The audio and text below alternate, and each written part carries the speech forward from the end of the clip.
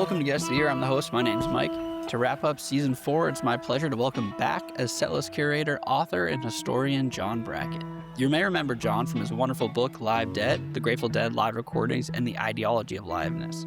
Lucky for us, John is set to release Touch of Grey, or How the Grateful Dead Became Pop Stars, on August 4th via Duke University Press, and it's available now for pre-order via the link in the show notes.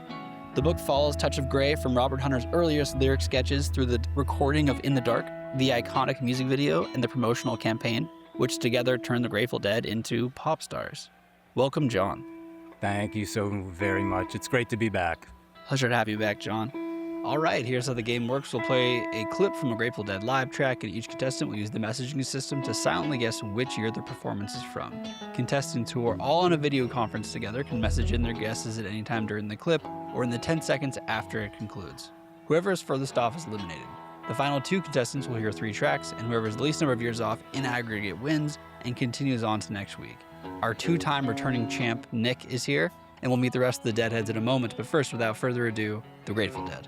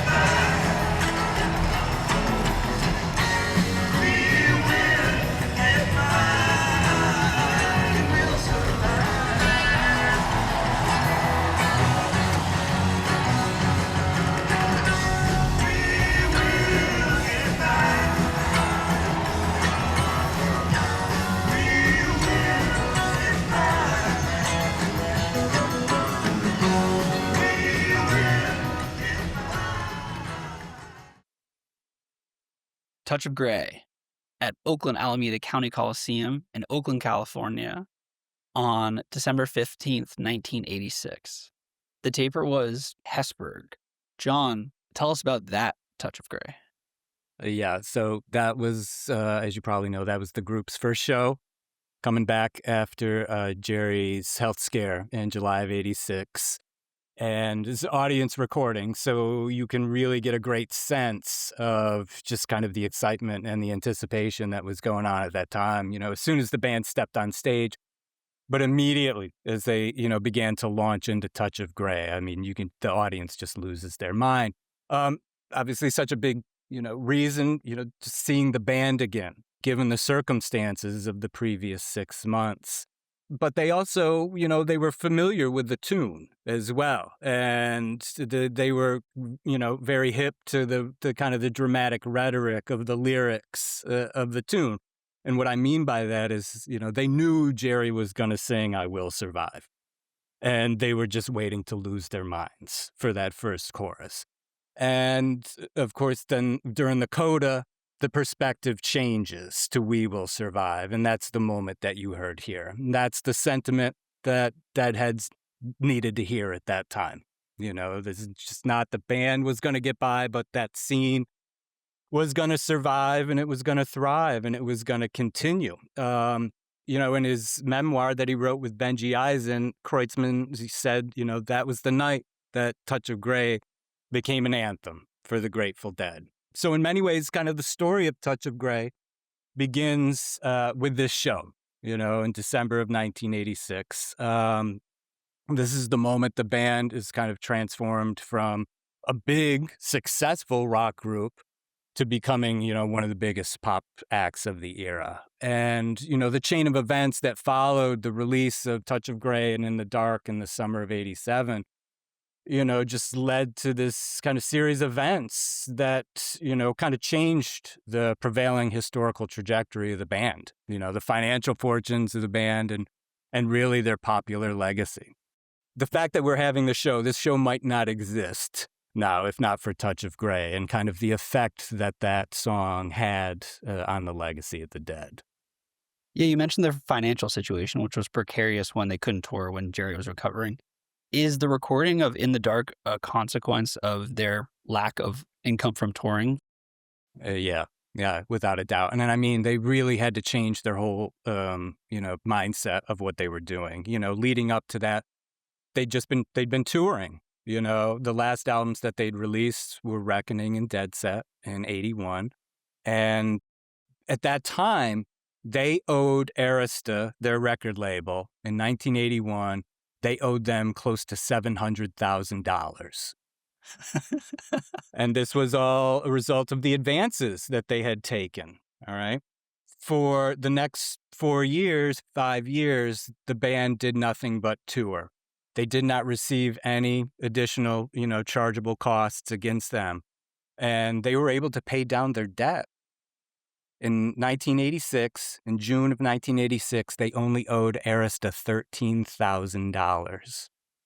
If they had gone through the rest of the year, they would have been free and clear, debt-free, and they probably could have had a case to move on. But Jerry got sick a short time after that statement, and all of a sudden, they needed money now. And they realized they couldn't just, rely on touring anymore. They needed to make a record. And, they needed to make a record that was going to keep the organization alive and prosperous. They couldn't pay the payroll at that time. They couldn't cover their overhead. After they had to cancel the fall tour. So, they had to do something quick. Great pick, John. Only one person got it. Nick, our two-time returning champ. He's 26 from Libertyville, Illinois. Nick, did you peg that as the Jerry's Return, Touch of Grey? I did. I was thinking different years, late 80 years, until I really heard the crowd towards the end. And I thought I was maybe going to outsmart myself, go with the 86 and maybe miss an 87 or an 88 or 89. But fortunate enough to pull a lucky guess there. Next closest was 88 and 84, equal distance apart. Other Nick guessed 88. He is also 26, but he's from Philadelphia. Why'd you guess 88? It sounded like they knew their way around the song, and I heard the crowd as well. Like, the crowd was super into it. Now I'm like kind of kicking myself in the shins because I was listening to that show earlier. Like, of course, it's that Touch of Grey, I was kind of like between 87 to 90 just because of the crowd. And I've also been listening to so many like soundboards the past week. So you hear in the taper audio, I'm like, oh, fuck me. You know what I mean? But, so I like had 87 to 90 as my range and kind of played the game split with 88. Nice work. And you're on to the next round. Kellen is 38 from Tuscaloosa. He guessed 84. He was also 2 years off. Tell us about 84. Yeah, so I took the crowd and went into sort of the opposite direction. I think they debuted it in '84, so I was thinking maybe that was the crowd reaction when they first debuted it, getting all the Woo Girls and new fans into it. I thought maybe that was it. That's why I went with 84. Hey, you're on to the next round, Kellen. Way to go. Colby, you guessed 89. You were 3 years off, which is not hard to do for a mid-'80s Touch of Grey. Why 89? Jerry definitely had that like post-coma voice. It's, there's like a weakness to it, but there's like still some emotion and power behind it. And then Phil was just going off. And I love that 7/4/89 touch, the Truckin' Up to Buffalo one. And I was actually kind of convinced it was that one. I was like, this has got to be that. So I just stuck in that 89 realm and got it wrong. No, but you were totally right. I mean, Phil was cooking on this recording. It's fun to listen to. And Colby is he is 30.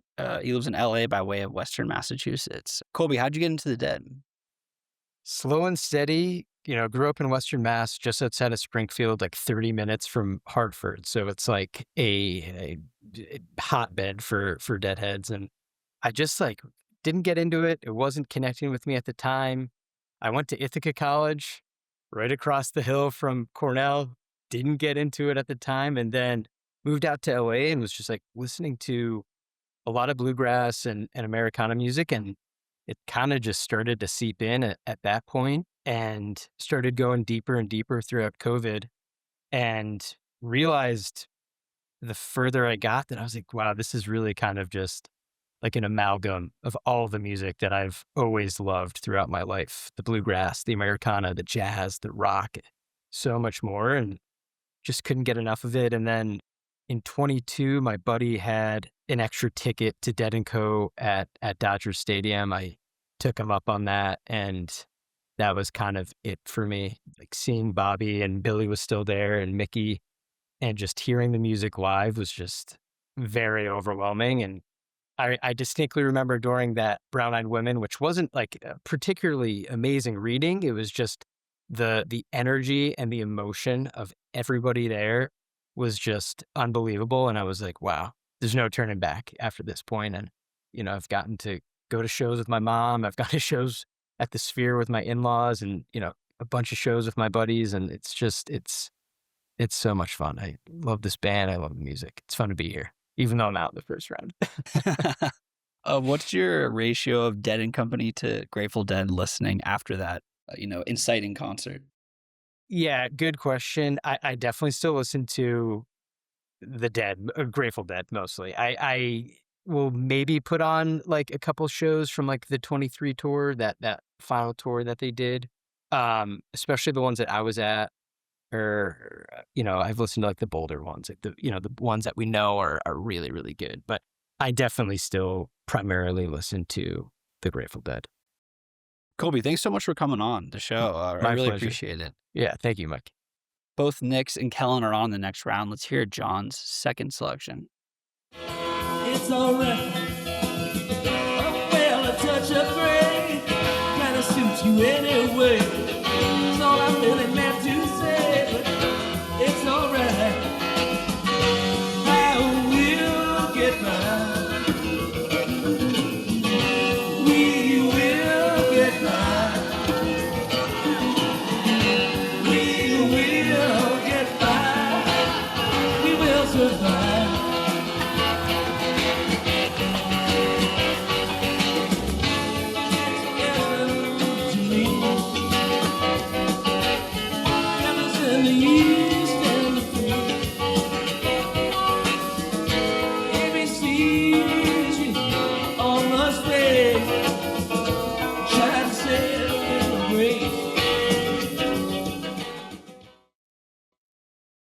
Touch of Gray at the Cap in Landover, Maryland on September 15th, 1982. John, what was going on there? Well, that was the debut of Touch of Grey. That was the live debut. And there was a lot of changes going on with the tune. Even when they first introduced it, they continued to work on it over the next few months. But within the opening chapter of the book, I really focus on the early history of the tune. And I start with Hunter. Hunter wrote the tune in 1980. He premiered it at the Bitter End in New York City in August of 1980.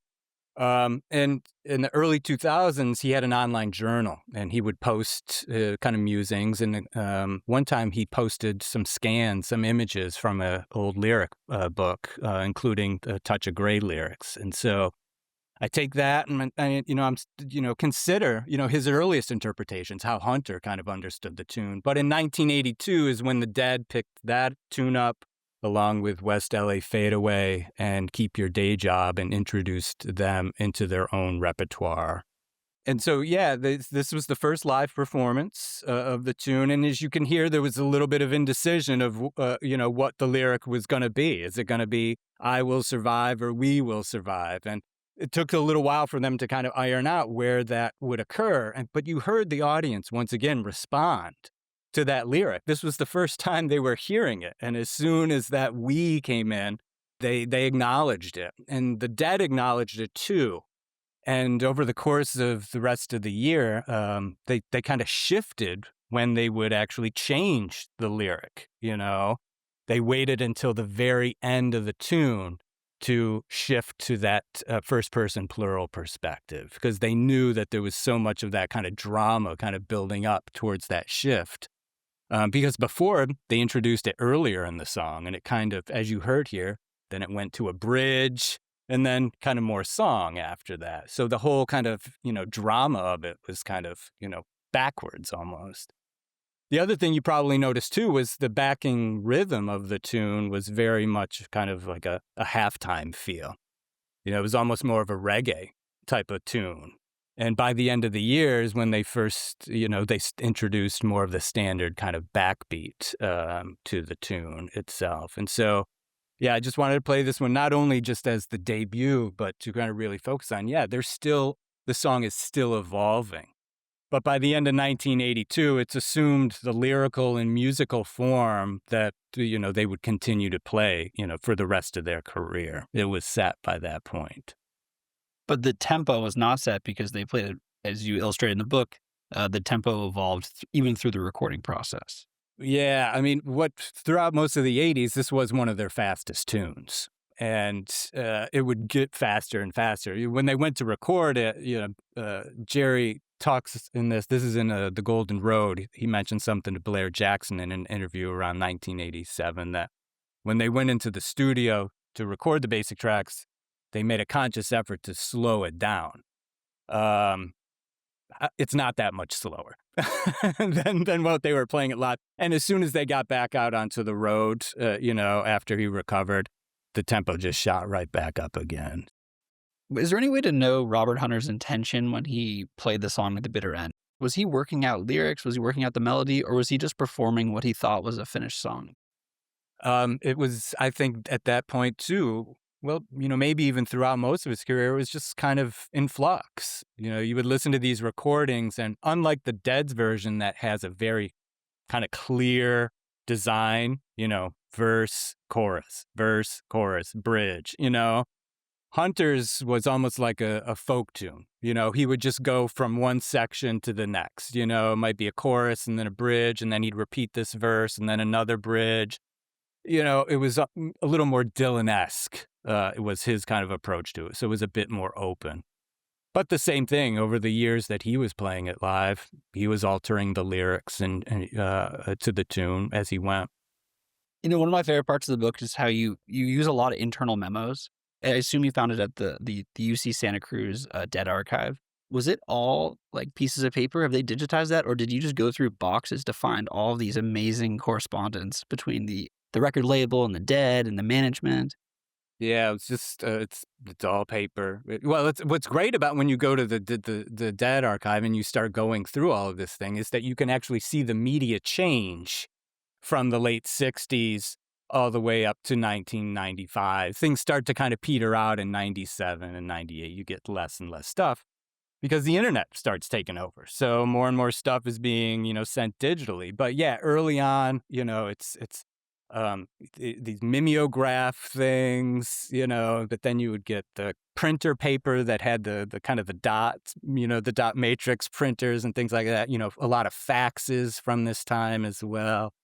And that's a lot of fun as a researcher, in general, just kind of dealing with, these historical media and really kind of tracing them. But yeah, this was all, physical media that you go through. Typically I'll go and spend a week there and just pull boxes, and I just stand there all day taking pictures, and then I sort it out later.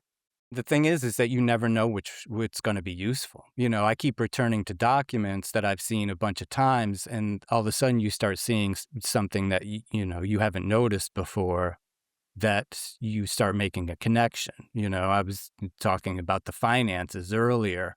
When Jerry got sick, they started getting more money again, from the label. And one thing I hadn't noticed before is that they got an advance for the record of like $90,000. But then Arista gave them a bit more money, close to $200,000, probably to cover more recording expenses and the video and parts of that. But then they also gave them about $600,000 too, which was basically to tide them over. until they started making some money from this record. And it was this document that I'd seen a bunch of times, but I would just looked at it one more time and I saw some of the debits and some of the credits. And I was like, oh, wait a minute. Arista bailed them out. They just really, helped them, survive at that time until they could kind of regain some sort of stability. And Arista also, it seems like they budgeted for payola for the radio play.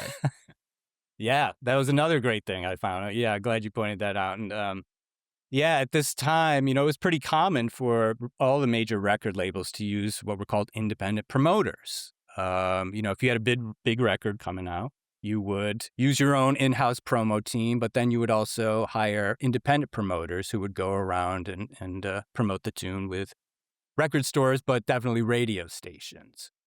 And in 1986, a report came out. It was on NBC News, and it was about the new payola. And it was about how independent radio producers were shaking down DJs throughout the country, playing tunes, and the big thing, though, is that there were credible mob connections at this time, like with some of the biggest, organized crime syndicates at the time. And immediately all of the major record companies at the time issued statements that were just like, well, we're no longer using independent promotion men, blah, blah, blah, until they, clear this up, et cetera, et cetera, et cetera. And by the time In the Dark came out in 1987, in the summer of 1987, Arista had been sold. They had been under RCA, but then they'd been bought by Bertelsmann. And when they got bought by Bertelsmann, they never really said if they were not going to, work with independent promoters anymore. And a document that I found in the archive is John Scher, concert tour promoter, Monarch Entertainment, writing to John McIntyre explaining that Arista had budgeted $30,000 to hire independent promoters to help push In the Dark. And he wrote, "This is not for public record. This is between, some of the executives at Arista. Arista will be providing them, basically, this was his words, Arista will be basically funneling the money through us, and we will be paying the independent promotion through there." And so, there are a bunch of receipts, too, that you see that were submitted on behalf of the Dead to Arista saying, this is how much you owe us. And it was for, the mobsters. That was one of my favorite parts. That's so great. Especially given how much credit the music video gets for promoting the song, rightly so. But it definitely opened my eyes to the fact that there was a radio effort, and a very successful radio effort, to get the song out. Well, it's also, in this day and age, and maybe, for some younger people, it's really hard to underestimate and to stress. Radio was still king. Even MTV, was threatening to usurp it in terms of its promotional power at the same time. You had to break through on radio. And so this is what was going on. They had to push it. And that's interesting too, because they pushed it so hard on rock stations first to build up this buzz so that when it finally came out, it basically bled over into the top 40. It was just so big at that point. West LA Fadeaway was hitting. Hell in a Bucket was also being picked up as well. It just became this massive, massive record.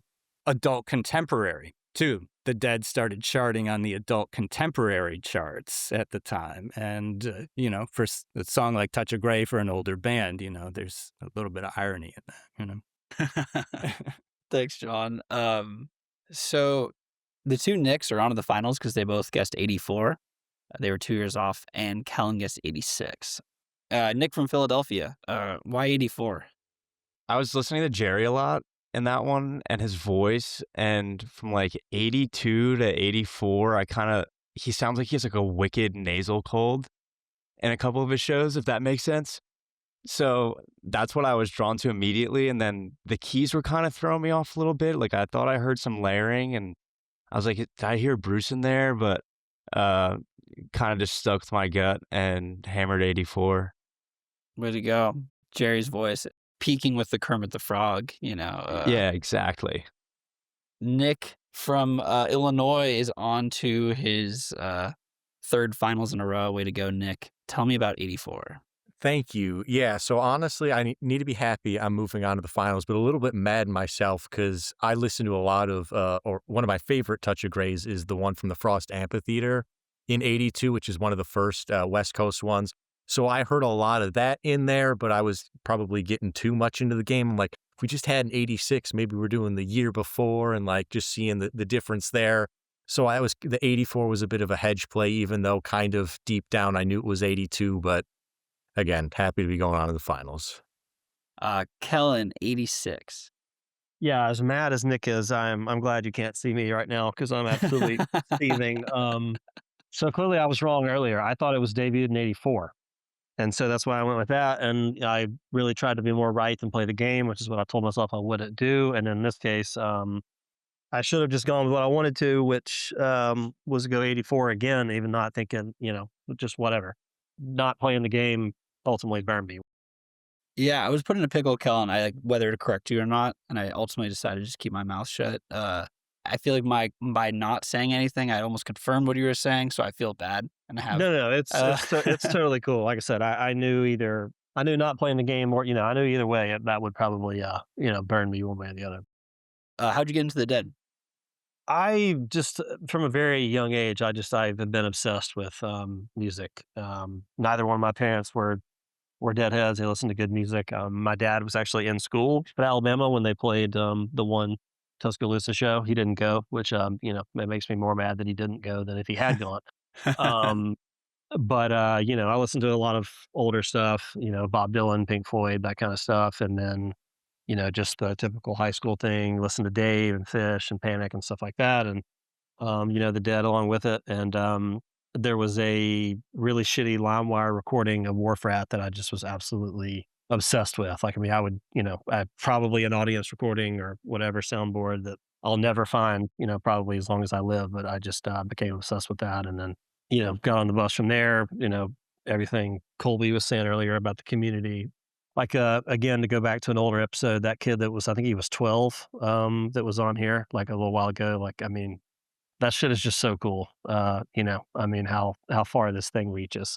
So many people just think, they're weird and whatever, and the drug thing, and just don't give it a chance. And that just, always burns me up. And like, I literally got my wife into it. We pulled into our apartment years ago, and the studio version of Shakedown Street came on, and she was just like, like, what the hell is this? I was like, this is the Grateful Dead, and she was like, no, it's not. I was like, yes, it is. And so, just going that perception versus reality thing. And then, she's mad at me now because I got her in too late, with Bobby passing. And then, went to the 23 tour. We did both Sphere runs, almost did San Fran, but, just kind of thought we'll catch them next time. And, unfortunately there is no next time. I'll never say the Grateful Dead is the greatest band of all time, but they will always be my favorite. And that's just kind of how it'll always be. Do you think Pink Floyd's the greatest band of all time? No, I think it's Zeppelin. They're a super group without being a super group. I mean, they're just so incredible technically all the way through. But like I said, the Dead will always be my favorite. So and is Wharf Rat still? I know it was the song that got you into the Dead. Is it your favorite Jerry ballad? It's up there, but it's He's Gone. Wow. I just I don't know, just that. I mean, not just the past the Still Your Face, the cliche. I don't know. It's just something about that song I just absolutely just love. Great Um, choice. I feel like the default answer is the Do. So anytime someone says something else, I'm like, oh, cool. yeah. I don't know. He's Gone is definitely been and then as far as, but again, like, back to Jerry being 7 when I died. I mean, whether people want to say, I mean, Bobby's basically my Jerry. I mean, for a lot of our age group. It's been hard, man. I mean, I know it's not just on me, but ever since Bobby passed away, I guess either you either, do you dive head first into listening to nothing but the Dead? Do you go away from it for a while? Obviously there's both schools of thought, but I just kind of, I just dove head first and have really haven't listened to anything since. Is it like cathartic or is it a distraction? Yes, for sure. both? Yeah, for sure. Like I'm not if I'm in a bad mood, I'm not the type to put on, Walking on Sunshine. I want the most ominous, fucked up music possible. I fight fire with that kind of stuff. Kellen, thank you so much for coming on. Total pleasure chatting. Absolutely, man. I'm going to hang out to see the Nick off here. All right. The Nick off consists of 3 tracks. Whichever Nick is the least number of years off over the 3 tracks will be crowned champion. Let's hear John's first selection of the Nick off.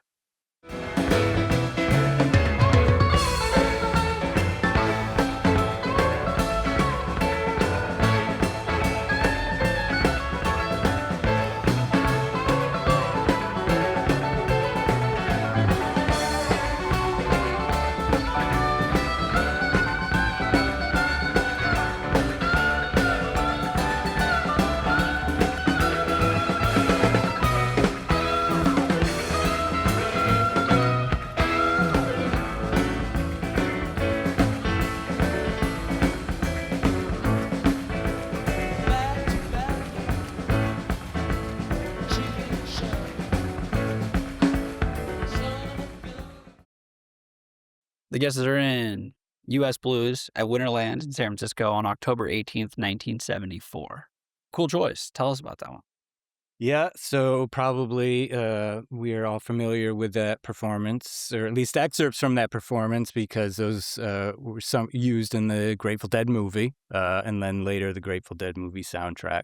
And those are also the first that's the first footage that we see after that great animated sequence that opens up the Grateful Dead movie. And that was produced and created by Gary Gutierrez, who is also the director of the Touch of Grey video. And, in addition to kind of tracing the developments with the tune, obviously you have to talk about the video as well. And, there's just so much great kind of materials relating to the production of the video that, also I detail in the book as well.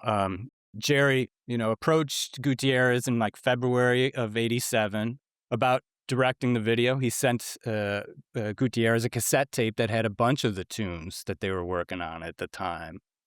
And quite quickly, Gutierrez got back and said, he imagined this idea of the Dead as, a band of skeletons, playing live in front of a live audience. And within a few weeks, he wrote up a treatment and sent it to executives at Arista and the Dead. And by early March, there was an outline for the video that, is very close to the video that we're all very familiar with. But what's interesting about the letter that was sent to Arista was it said to the effect that, Gutierrez set did the outline according to the song Touch of Grey, but the video could work equally well for all of the other tunes that were on the cassette, which suggests to me that even by March of 1987, the Dead still hadn't decided that Touch of Grey was going to be the first single from the album.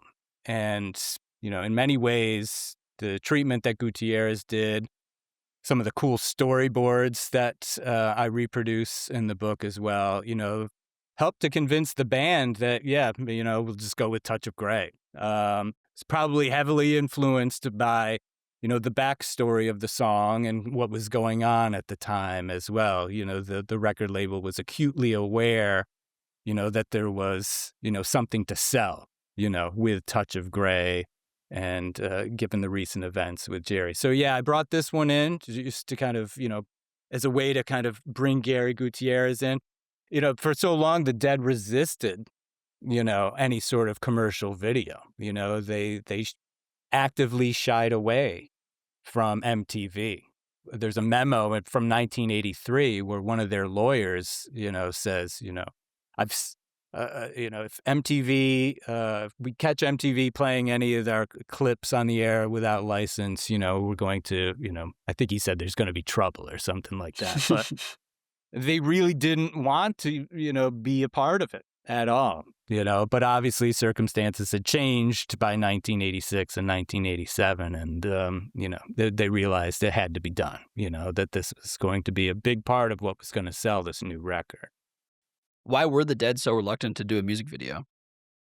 I think they just kind of felt it was cheap and degrading. I mean, they were musicians, they were musicians. And despite how much they did experiment with visuals, And at this time, in the mid-'80s, they were heavily involved in making and planning video projects and other things. But they were musicians, and that I think that they just felt that this was, just very cheap promotion and just, very schlocky. And I think in some ways the behind the scenes, the Dead Ringers video that was made was an attempt to kind of assuage fans about what was going on, because it really gave the band an opportunity to voice their own opinions. If you watch that now, there are moments where it's just like, well, we know we have to do this, but, we'll just do this one and then we'll be done with it, And that's exactly what Deadheads wanted to hear, because, they were there's a lot of trepidation within the scene about, is the Dead selling out? And that's really what's kind of at the center of, what's happening. I mean, it's the 80s, it's rock music, and selling out is the worst possible thing that you could do.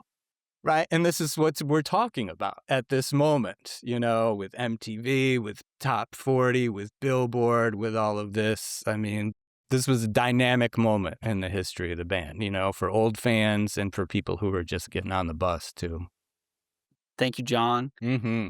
Nick from Philadelphia guessed 74 and got it exactly. Nick from Libertyville, our two-time defending champ, guessed 78. Nick from Philadelphia, why 74? I was playing a little bit of the drummer game with that one. At first, I thought it sounded pretty Wall of Sound-esque, but then as the show, is, you have your second doubts. And then I kind of determined it was Bill just going nuts mode by himself up there. And then just like with context of US Blues, I know it debuted as Wave That Flag, and I was listening to a show my dad was at in 73 today where it was still Wave That Flag. So with the one drummer, I just kind of had to go 74 there. Oh, yeah, Nick, way to go. And Nick, 78. Yeah, folly of errors here on my part. I heard Keith, so that brings me to 79 and before. And I felt like I did hear the guitar tone of Wolf, not necessarily any of the Travis Beans or the Alligator Fender and all that. So knew it was roughly 73, 74, 78. And there was a little birdie in the back of my head. It's like, it doesn't necessarily sound as raw of a guitar tone as Jerry does in 78. And then, Nick, as soon as you said drummer, I was like, oh, crap, man. I mean, I didn't even think about to listen for the drummer because, yeah, one would have definitely been 74. So like I said, folly of errors, but more to come. Yeah, still 2 tracks remaining. Before we go on to the next track, Nick, how did you get into the Dead? I'm guessing it was your dad who was at a show in 73. Holy shit. Funny enough, it wasn't. Wow. Yeah, Twist. crazy, right? I grew up skateboarding a lot and more so like behind the camera making videos. So sifting through a friend's playlist to find a song to edit to, and I stumbled upon the studio recording of Standing on the Moon, which I think is like a really funny song to get introduced to the Dead, but had like a huge pull on me. I probably listened to it like 10 times that night, just kind of like, who the hell are these guys? And that same night, like, I remember the moment, it was like very cartoonesque. My dad's like walking past my bedroom, my door's open, I'm listening to it, and he kind of like backpedals and leans his head in, like, what are you listening to in here? I'm like, the Grateful Dead. Like, you ever heard of these guys? He's like, let me tell you, I've heard of these guys before. But yeah, like, I grew up with a bunch of music around as a kid. He never pushed anything onto me. I grew up honestly listening to like a lot of reggae, a lot of like Ben Harper, and then Motown from my mom. So discovering the Dead was like, I guess one of the very first big musical acts that I found by myself that I was really like head over heels for. And then, yeah, I went to a Dead and Company show in 2018 that year with a friend who was more into it than me at the time, and roles have reversed now for sure. But yeah, just kind of like fell down the COVID rabbit hole on the archives, like finally listening to live shows. And come summer 2022, I saw them again at Citizens Bank and had some fun with some mushrooms and was completely blown away and caught them maybe like 9-10 times, 23, and then so on and so forth, all the way up through the San Fran shows. Yeah, what switch did the mushrooms flip? I don't know, I felt like way more connected to the music, even though I already felt super connected to the music prior. something about just like a really nice jam on shrooms in, like the second set. You kind of discover things about yourself that you hadn't known before. And, to the common person, that might sound a little bit crazy, like, oh, this guy's, a little hippie over here or whatever, this wook, but don't knock it till you try it, like it was great. And I don't eat shrooms every show I go, save them for some fun ones, but yeah, it's definitely a very transcending experience for sure. So do you still skate? Here and there, I kind of, I guess, transitioned more to just like having a camera in my hands. So now I do a lot of street photography. That summer of 23, I like loved walking around the lots with my camera. Like today, I was going through my camera roll. Like, your iPhone will give you like the little flashbacks, like, oh, this was 3 years ago today, and it was the second night of the Dead and Company show up at Fenway. And I have this photo of a cop who's like confiscating a tank of nitrous, and it's like the cop's ass. You can see his gun and just like a fake Coca-Cola printed like nitrous tank. It's one of my favorite photos of all time. What's the connection between skaters and great directors? You got Spike Jonze, Harmony Korine. Like, why are there so many good directors that are skaters? You know what? I think it's just like, it's something to do with how raw the skating is and like the scene. And you really never know what's planned other than the trick they're trying. You can be I've been in some crazy atmospheres here in Philly where like, you get people running up on you, like bike cops or whatever. And you have to just be able to like adjust on the fly. I feel like you have one shot as the filmer. Cause as a skater, you could be trying a trick for like hour, 2 hours, 3 hours, come back like 5 days in a row. It can be a battle. And you cannot miss that shot. Like you can't fuck it up.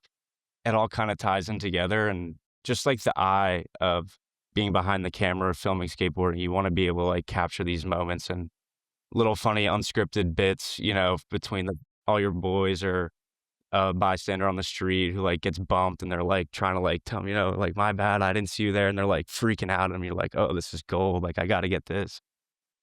Great answers, Nick. Thank you, dude. You're up by 4. Let's hear John's second selection of the finals.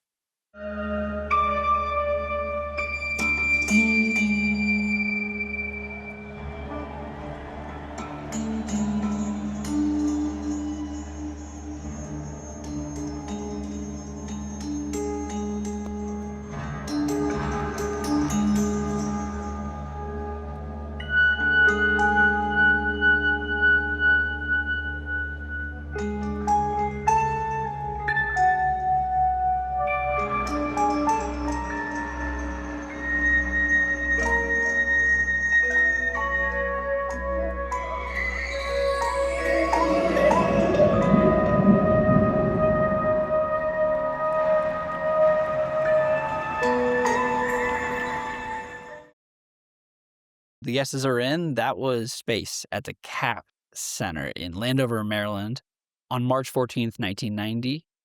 Beautiful selection. Haven't had a Space in a while. Why'd you want to include that one?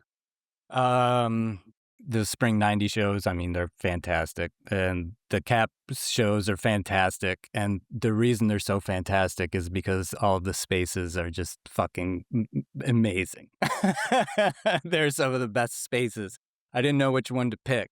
But this one I like a lot. I mean, in terms of space, I mean, it really captures all of the kind of different meanings of it. I mean, it's spacey, it's otherworldly, it's that transcendent thing that Nick was describing, but there's also so much space in it too, and you can really hear those synthesized timbres and that are going on. And I wanted to play that because that's Bob Brailove.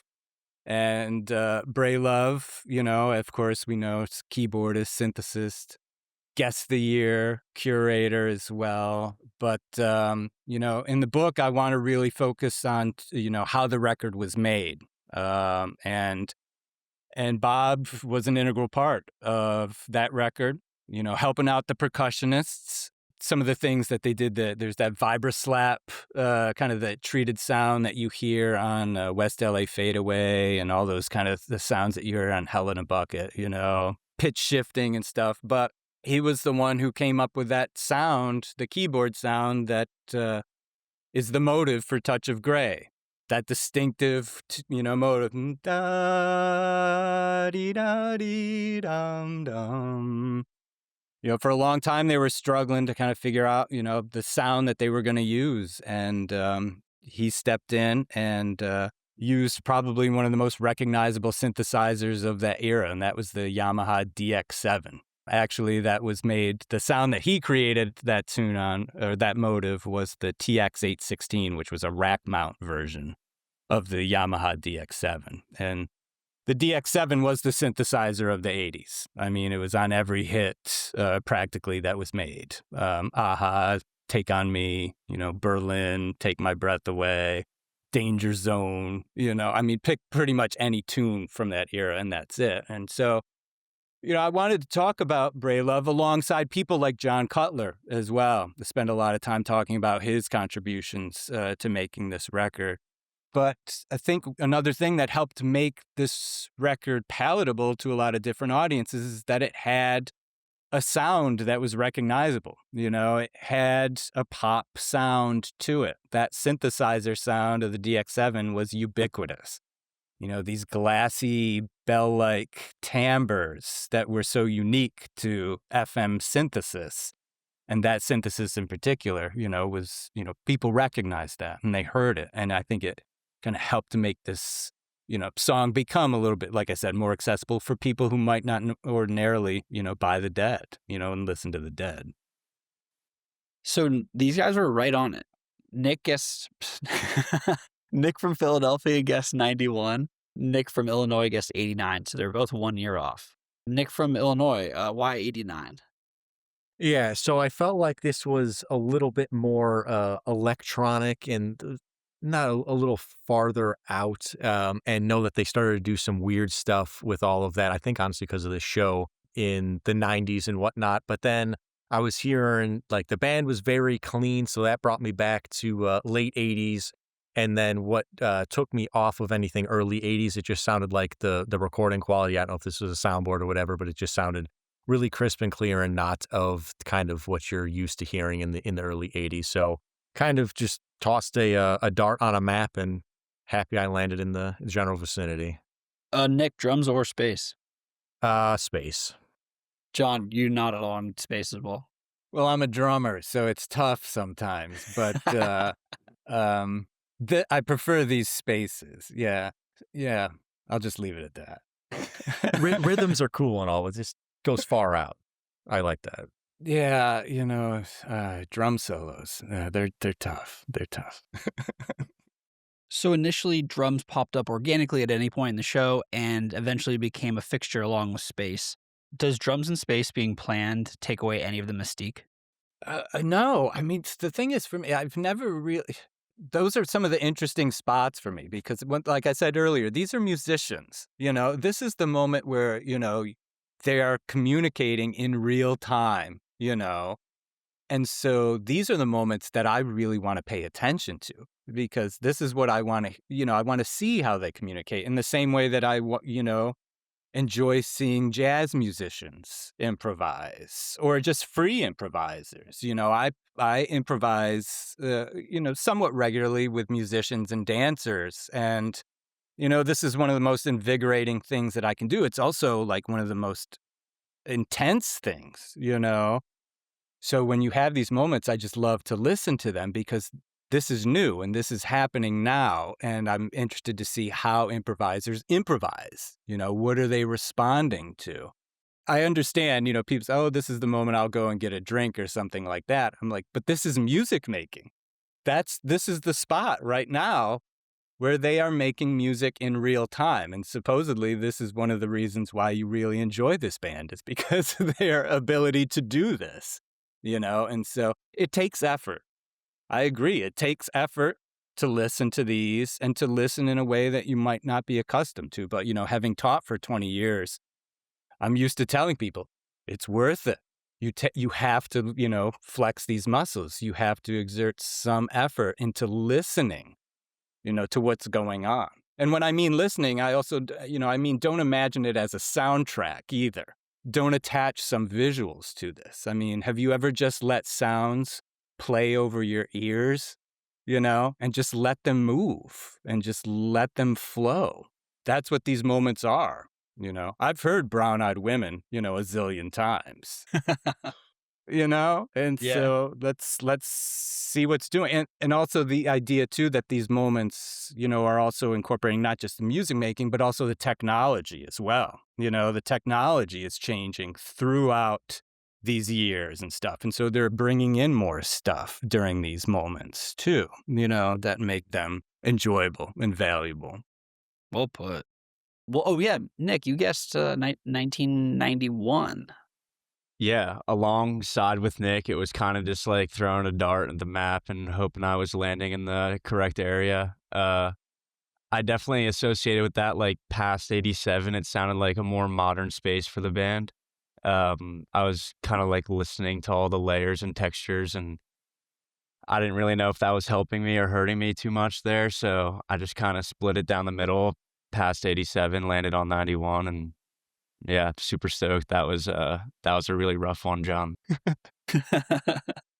You guys nailed it. All right, we got one song left. Nick has 5. The other Nick has 1. So Nick will have to do some work here if Nick's going to win. Let's see John's next selection.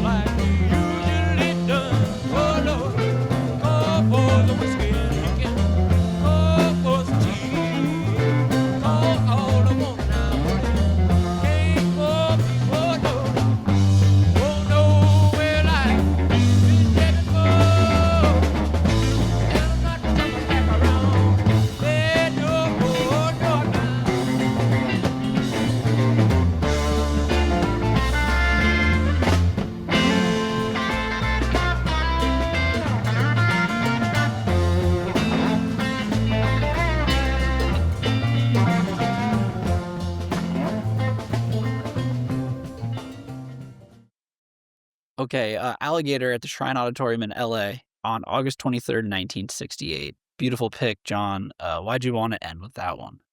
Well, following the success of Touch of Grey and In the Dark, that was the last album that they owed to Arista. And, they were on top of the world, in 88. And so they were entertaining offers from all the major labels at that time, but they elected to re-sign with Arista. And, they got a lot of great rates in their new contract. They got some really generous advances. They got $1 million signing advance, $2 million a couple months later. One of the things that they also agreed to was that the band could distribute and market their own archival recordings. Basically, Arista was granting them now permission to release vault recordings. And this was something that the Dead had been, thinking about, since the mid-'70s. I talk about it in Live Dead. I kind of trace, some of the earliest instances where the band was investigating, selling, recordings, producing, distributing live and archival recordings direct to fans. When they had their own record label, they considered it. But when they signed to Arista, Clive Davis really wanted them to focus on making records and really to get back on the road. And in the original contract that the Dead signed with Arista, there's a clause at the very end of that contract. And according to that clause, it says the Dead, cannot release records during the term of the contract, drawn from, the band's live archival recordings. So one of the things that they, made sure to include in the new contract was, we are going to be able to do this. We're going to start selling our own vault recordings. They didn't do it until 1991. One from the Vault was the first one. And I thought that would be too easy if I played something from the Great American Music Hall. I mean, we all know that. So I thought, well, I'll pull something from Two from the Vault, which came out in 1992. And and plus also it's Pigpen. Shut up. You got to hear Pigpen. I've always wondered if Deadhead was one word or two, and I've seen it both ways. In the book, you use 2 words. How'd you come to that decision? Well, that is actually the form that the Dead have trademarked. In the early 80s, they had trademarked the phrase Deadhead, and that was 2 words. And if you look at most of the official Dead stuff, it is Deadhead, 2 words. The first book, Live Dead, I had done that throughout the whole book, 2 words, because that's just what it is. And then when I got it back from the copy editors, they had changed everything. And then I had to go back through and just kind of revise. Well, this one was a quote, and so I need to change it back to this one, and I need to change it back to this one. So with this one, I said, you know what, folks, it's 2 words like it should be. And so that's where we stand. The book pre-order is live now. Yeah. And the book will come out on August 4th if you're listening to this later, so maybe it's already out. But are there any other things related to the book that you can plug now? I'll be out in your neck of the woods late August. That's Book right. Passage. Passage. It's like August 29th, I believe. Yes. Okay. I'll be talking to John, and you're going to be around the country doing other book talks. Oh man, yeah, it's going to be great. I mean, I can list them off now. If you can share them, you can share them. Oh If not, yeah, it's okay. definitely. I mean, I've got them all listed. If you go to deadscholar.com, if you click on events, you can see everything listed there. But yeah, Corte Madera in August. I'm going to be in Durham, North Carolina at Letters Community Bookshop in September 10th. A week later, I'm going to be at Greensboro in Scuppernong's Books. And I should say I'm going to be David Menconi is going to be the moderator in Durham, and he is a great and esteemed local music critic. I'm going to be joined by Rebecca Adams, who is a Deadhead sociologist from the University of North Carolina at Greensboro during my talk in Greensboro. Then I'm going to make my way over to Memphis. I'm going to be at Union Ave Books in Knoxville. Going to be at Grimey's New and Pre-Loved Music in Nashville. And then Memphis, Tennessee, I'm going to be at the Memphis Listening Lab, co-hosted by Novel Bookshop. And then I'll finish that off. I'll go up to New York. I'm going to do the Bridge and Tunnel thing. I'm going to be in Huntington, Long Island at the next chapter. And then at this point, it looks like maybe close it off in Brooklyn at Powerhouse Arena. And that's going to be with our great buddy Nick Poundgarden, who's going to be moderating that event. So anybody who's out there got suggestions for places, please let me know. I'm still trying to line up somewhere in Santa Cruz. So if anybody's got any connections there, that would be hip. But I hope to see people out. You're a great speaker, and also it's a great book, so it's 2 for 1 there. I read it in 2 sittings or something. It is a real, it moves, and it's a quick read. It's a perfect beach read. Yeah, it's the great time. Yeah. It's awesome. It's awesome. As Live Dead was. Well, both these guys guessed 68. So Nick has beaten Nick, and Nick is the new champion of Guest of the Year. Congratulations, Nick. And Nick, amazing run. Congratulations to you, too. But yeah, Nick, 68. I was very stoked to hear Pigpen there after that space. Alligator's actually one of me and my boys' favorite songs. Shout out Mike and Duffy. We went to Playing in the Sand in 2022. The year got canceled. And we are all there at the resort already. So I had a paint marker on me, and we calculated how many days it's been since they played Alligator, and we hung it we wrote it on the extra sheet from the resort and then hung it over our balcony. So that was pretty cool. But yeah, something about it, I immediately wrote 68 down and kind of didn't want to shift off of it. I didn't think it sounded super early, like 67. I actually don't even really know when they debuted Alligator, if I'm being honest with you. But yeah, just stuck with 68, played with my gut, so yeah. Congrats, dude. Nick, also 68. You also nailed it. Congratulations. And again, congratulations on the crazy run. Appreciate it, Mike. With this one, heard the organ, heard Pigpen, so went early to also trying to play the game here because I think they stopped playing Alligator in 72, correct me. So I'm like, all right, if I guess 68, that's 4 years. Hopefully, I mean, Nick's been dead on it, so not like he would have actually guessed 72, but hoping that he guessed 72. So yeah, but I mean, no, kudos to Nick. I mean, if there's anybody to pass the crown off to, might as well be another Nick. And I mean, down the line, what you were one off on this entire final and probably very close otherwise. So yeah, nobody else I would rather else pass the crown off to than you, Nick. Thanks, man. Shout out. Yeah, I was been listening to the episodes, obviously, and after the last one, I'm like, holy shit, it could be a battle of the Knicks here. Here we were. So glad you could pass it off to me. Yeah, wouldn't want any other way. Good stuff. And John, thank you for creating that set list. You changed the game and you came back and you did it again. So thank you so much. Oh man, it was great. It was great talking with everybody and just kind of hearing your stories and enjoy your new crown, Nick. And congratulations, Nick B. That was a fantastic run. Thanks, John. Yeah. Thank you, John. Appreciate it, man. Touch of Grey pre-order is live now, and it comes out on August 4th. So grab a copy. You will not be disappointed. It's a great read, as Live Dead was, which will also be in the show notes. Okay, thank you so much for listening. For all the show links, including our YouTube channel, check out the show notes. If you want to be contestant on the show, sponsor the show, or make comments and ask questions, email us at info@guesttheater.net. Thank you again to John Brackett. The link to Touch of Grey or How the Grateful Dead Became Pop Stars is in the show notes, as is the link to Live Dead, the Grateful Dead live recordings, and the Ideology of Liveness. The books are as impressive as John was on the show, so check those out. Congratulations to Nick, again, on the big W.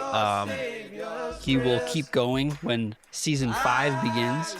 Shout out to Dylan, James, and Jack for helping out behind the scenes. Thank you so much for listening. Thanks to the amazing tapers whose recordings made this show possible. Congratulations, Nick, on the big W, and to our other contestants, thanks for playing, and remember, it's all one song anyway. And I bid you good night, good night, good night. And I bid you good night, good night, good night.